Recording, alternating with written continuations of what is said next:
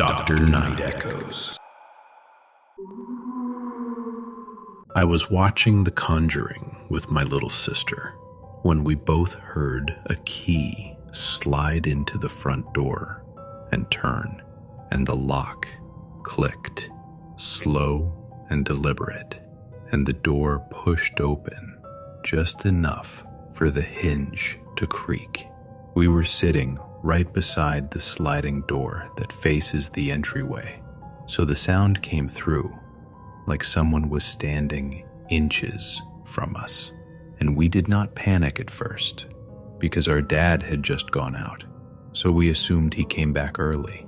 I called out, "Dad, you were back already?" But nothing answered. And when I tried again, the silence hit harder, and I felt something shift in the air. My sister was no longer rolling her eyes at the movie, and she sat completely still, with her attention locked on the entryway. And then we heard a faint, scraping sound on the other side of the sliding door. Not footsteps, but a light dragging, like someone shifting their weight. I asked, "Dad, is that you?" And in my head, I kept repeating, "Please respond." But nothing answered at all. My sister backed toward the kitchen, planning to grab a knife, and she looked terrified and empty in a way I had never seen.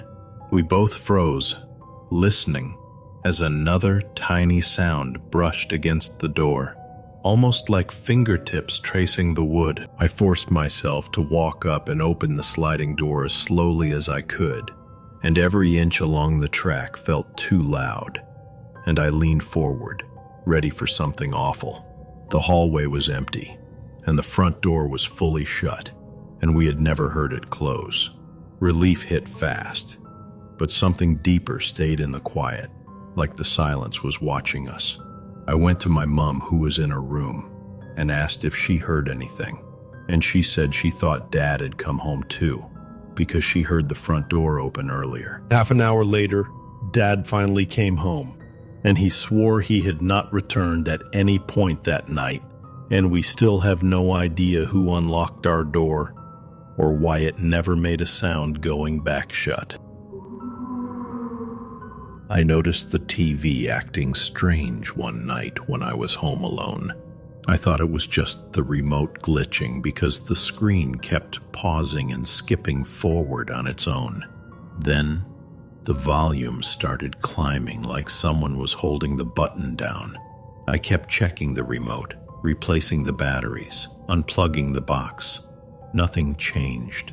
Every time I sat back down, something else moved on the screen, like an invisible hand was testing limits.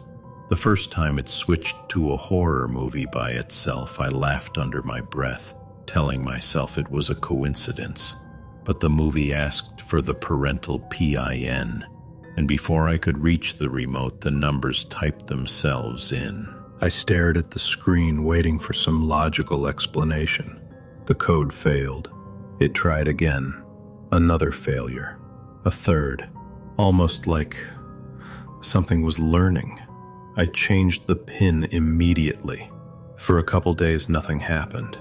Then out of nowhere, the screen went black. A single image flashed. Too fast for me to process. Then another. It kept going. Like a slideshow, someone was controlling on the other side. One image lingered long enough for me to see it clearly. A pair of wide cat eyes, staring straight ahead, washed out and too bright, like they had been photographed in the dark. I do not own any pictures like that. No one in the house does. I called the TV company again. They had said I was imagining things, but they agreed to send someone.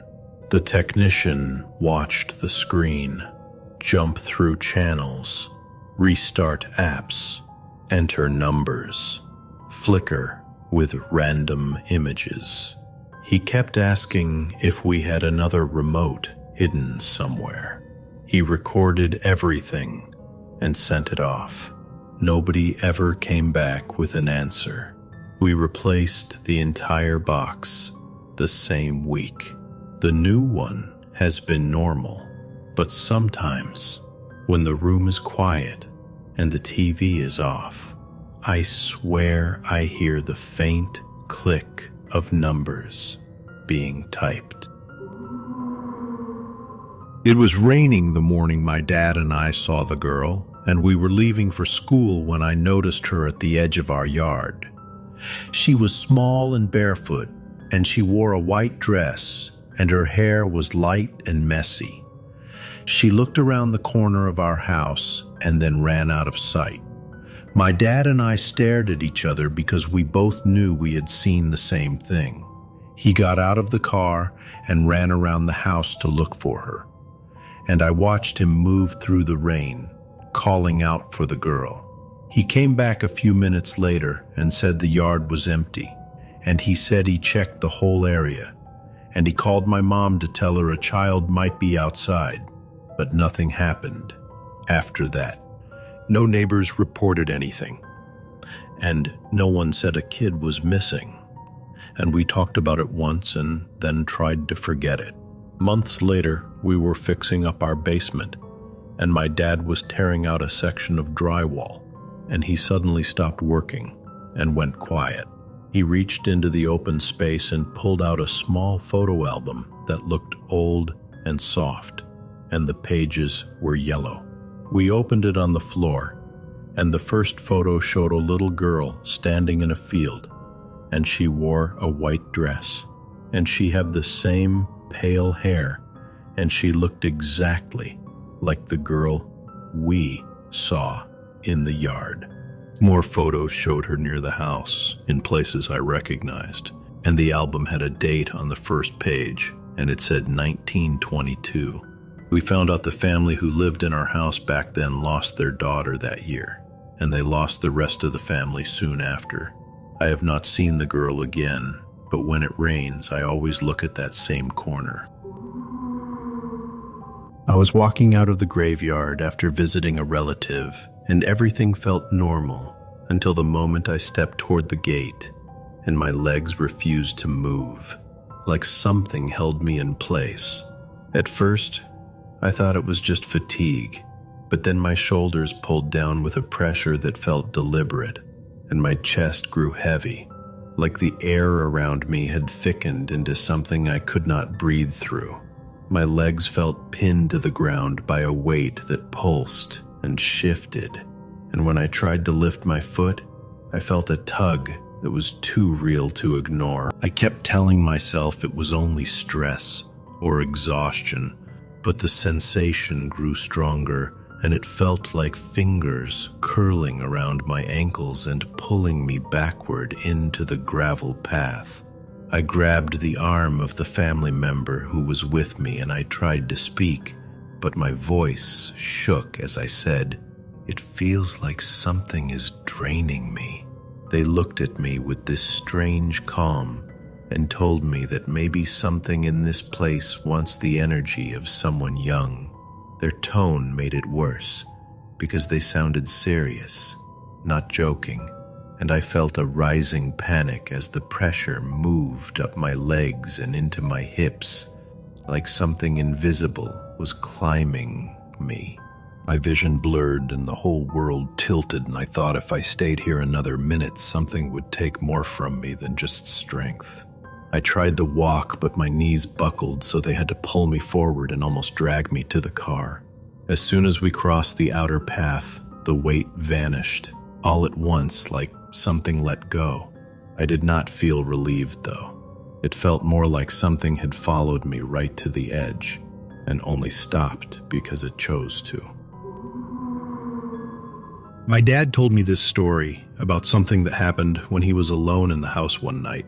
He wanted a small meal before taking a shower, so he grabbed a bowl of ulam and sat down to eat.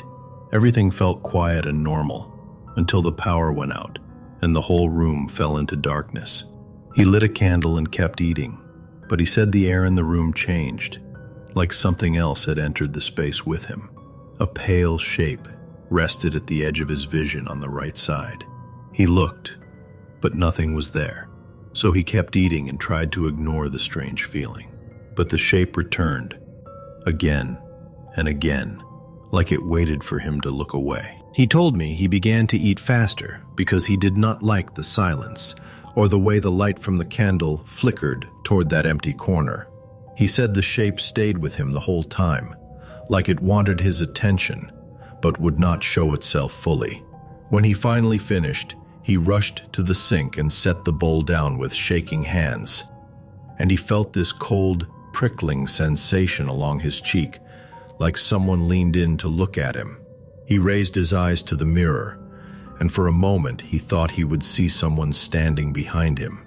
Instead, he saw a small grain of rice stuck near his eye. He said it should have made him laugh, but it only made him feel worse because the shape he kept seeing had been at the same height as that grain, like it lined up with his reflection.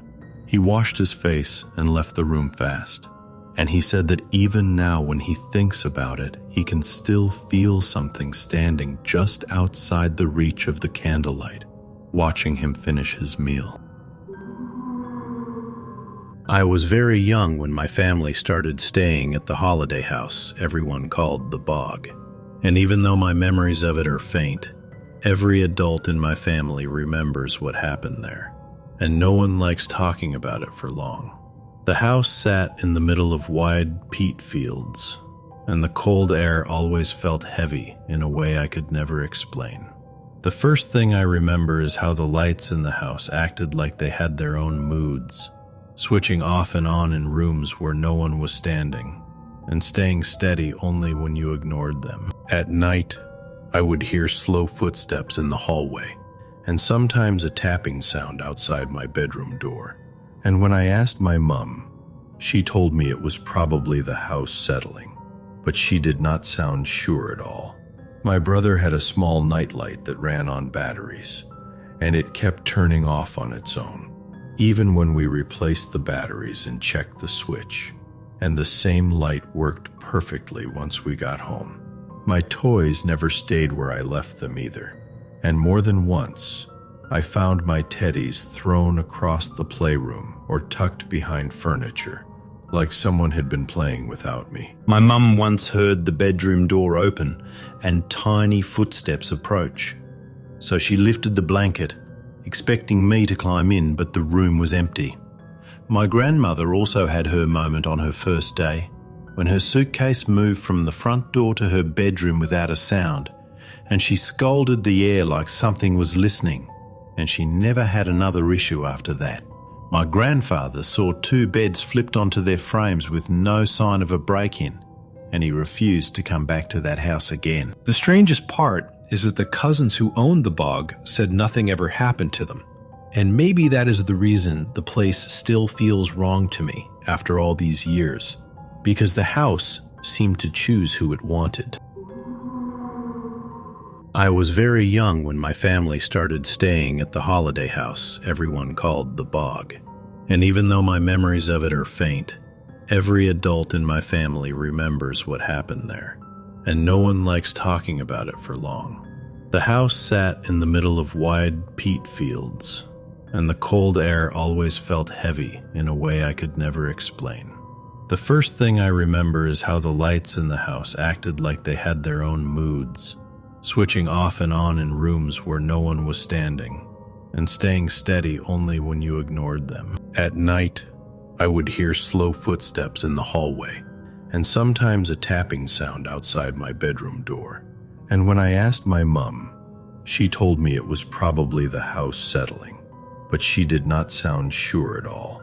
My brother had a small nightlight that ran on batteries, and it kept turning off on its own, even when we replaced the batteries and checked the switch, and the same light worked perfectly once we got home.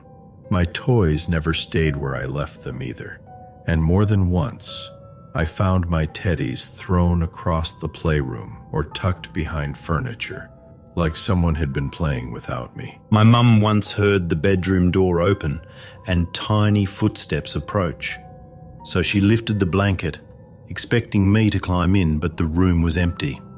My grandmother also had her moment on her first day, when her suitcase moved from the front door to her bedroom without a sound, and she scolded the air like something was listening, and she never had another issue after that. My grandfather saw 2 beds flipped onto their frames with no sign of a break-in, and he refused to come back to that house again. The strangest part is that the cousins who owned the bog said nothing ever happened to them. And maybe that is the reason the place still feels wrong to me after all these years, because the house seemed to choose who it wanted. I was walking home from college one afternoon, and it was a normal day, until something shifted in a way I cannot fully explain. It was a long walk, about 2 miles, and I had done it many times. I was near the edge of the town center, heading into a busy neighborhood when I felt something strange rise in my chest. It was the feeling you get when someone is watching you, only stronger and sharper, like a warning. I looked around and realized every single person who passed me was staring directly at me. Not quick glances, but long, steady looks that followed me as I walked. A man waiting at a bus stop turned his head slowly and locked eyes with me. A woman pushing a stroller watched me without blinking. Even the kids walking home from school turned their heads at the exact same moment.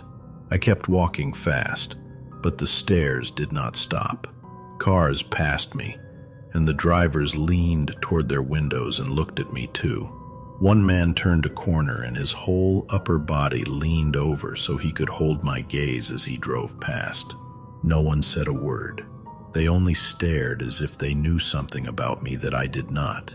My heartbeat felt loud in my ears and the air felt wrong, like the world had missed a step. I walked faster and faster, but everyone kept watching until I reached my street. The moment I stepped onto my road, the feeling vanished, and everyone around me went back to normal, like nothing had happened. No one at home believed me, so I stopped talking about it. It never happened again, but sometimes when I walk through crowds, I still get that same cold drop in my stomach, like the world might shift again, and all eyes will turn toward me at once.